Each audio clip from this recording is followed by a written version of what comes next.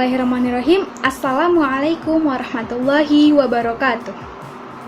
Perkenalkan, nama saya Nabila Assegaf dari jurusan Pendidikan Bahasa Arab semester 3 kelas A.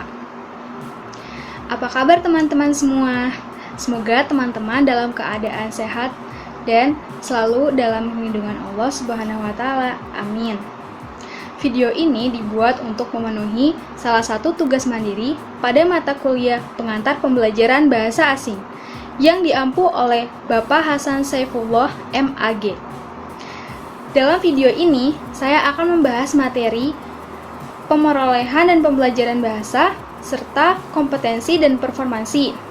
Ada 3 pembahasan. Yang pertama yaitu pengertian pemerolehan dan pembelajaran bahasa serta kompetensi dan performansi. Yang kedua, perbedaan dan persamaan antara pemerolehan dan pembelajaran bahasa serta kompetensi dan performansi. Dan yang ketiga yaitu posisi bahasa Arab bagi pelajar di Indonesia. Baik, langsung saja kepada pembahasan materi yang pertama, yaitu pengertian dari pemerolehan dan pembelajaran bahasa serta kompetensi dan performansi. Teman-teman, ada yang tahu nggak pengertian dari pemerolehan dan pembelajaran bahasa?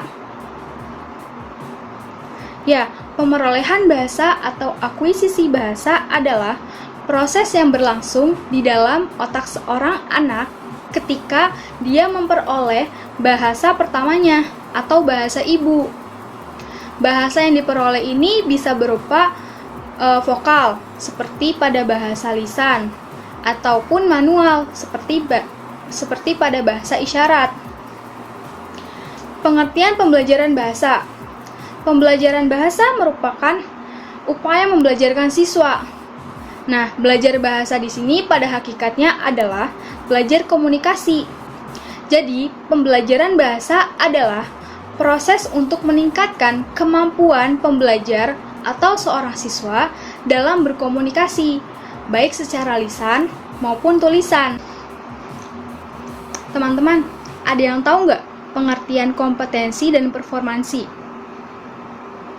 Ya, kompetensi adalah suatu keahlian atau kemampuan yang dibutuhkan untuk melakukan atau melaksanakan pekerjaan yang dilandasi oleh pengetahuan, kemudian keterampilan atau keahlian, dan sikap kerja. Performansi. Performansi ialah suatu perwujudan atau realisasi dari kompetensi yang dapat diamati secara jelas. Tujuan performansi ini yaitu untuk mereward performansi sebelumnya dan untuk memotivasi perbaikan performansi di waktu yang akan datang. Pembahasan yang kedua yaitu persamaan dan perbedaan antara pemerolehan dan pembelajaran bahasa serta kompetensi dan performansi. Yang pertama, persamaan pemerolehan dan pembelajaran bahasa. Dari segi praktek atau dalam bahasa Arab disebut dengan al-mumarasah. Baik pemerolehan maupun pembelajaran pada hakikatnya adalah pembentukan kebiasaan berbahasa sehingga menjadi kebiasaan. Nah, kebiasaan di sini yaitu yang sulit itu dirubah. Jadi, praktek merupakan syarat wajib untuk memperoleh maupun pembelajaran bahasa. Kemudian dari segi meniru, dalam bahasa Arab disebut at-taqlid. Meniru model yang ada di sekitar dalam berlaku baik pemerolehan maupun pembelajaran bahasa dari aspek suara, kalimat, dan metode yang ditiru. Metode penggunaannya atau konteks yang diperoleh dari pembelajar adalah berasal dari model yang ditirunya, yaitu guru ataupun penutur asli yang disebut native language. Kemudian dari segi memahami atau al-fahmu, secara alami pembelajar memahami bahasa terlebih dahulu sebelum ia menggunakannya. Sehingga kita sering menemukan orang yang hanya bisa memahami tapi tidak mampu menggunakan suatu bahasa. Selanjutnya, perbedaan dari pemerolehan dan pembelajaran bahasa. Yang pertama dari segi motivasi atau tujuan. Pemerolehan bahasa digunakan sebagai dasar dalam berkomunikasi dengan orang di sekitarnya. Sedangkan Pembelajaran bahasa didasari oleh motif tertentu, seperti dari aspek ekonomi, pendidikan, sosial, dan lain sebagainya. Yang kedua, dari segi model.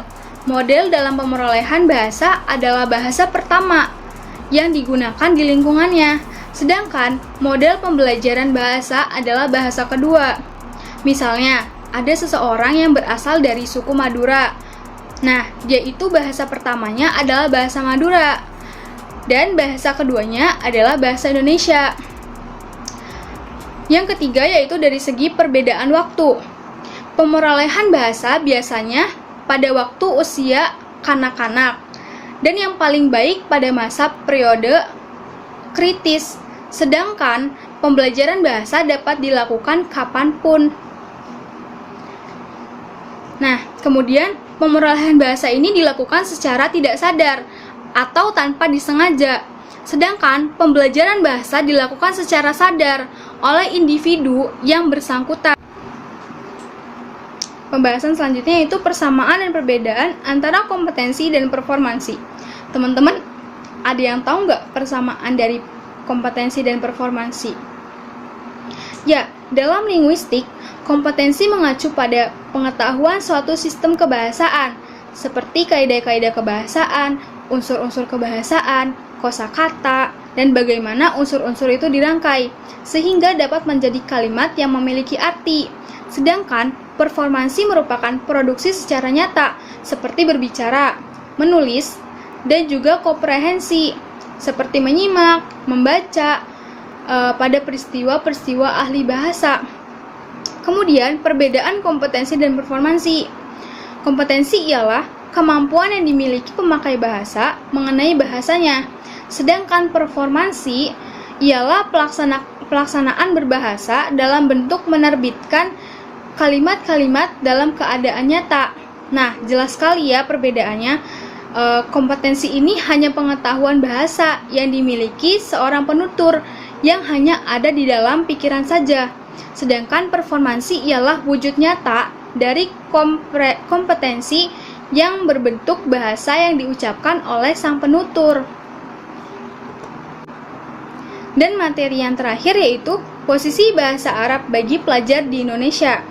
Nah, bahasa Arab ini merupakan mata pelajaran yang mengembangkan keterampilan berkomunikasi, baik secara lisan maupun tulisan, untuk memahami dan mengungkapkan informasi, pikiran, perasaan, serta mengembangkan ilmu pengetahuan agama, umum, dan sosial lainnya. Pelajaran bahasa Arab ini yang diajarkan di madrasah atau sekolah di Indonesia berfungsi sebagai bahasa agama dan ilmu pengetahuan, di samping sebagai alat komunikasi. Oleh karena itu, pelajaran bahasa Arab di madrasah tidak dapat dipisahkan dari bidang-bidang studi lainnya atau mata pelajaran yang lain. Nah, untuk itu, bahasa Arab di sekolah dipersiapkan untuk pencapaian kompetensi dasar berbahasa yang mencakup 4 keterampilan. Teman-teman tahu nggak nih 4 keterampilan apa yang mencakup kompetensi dasar dalam berbahasa? Ya, yang pertama yaitu mendengar atau maharah al-istima. Yang kedua yaitu berbicara, maharah kalam.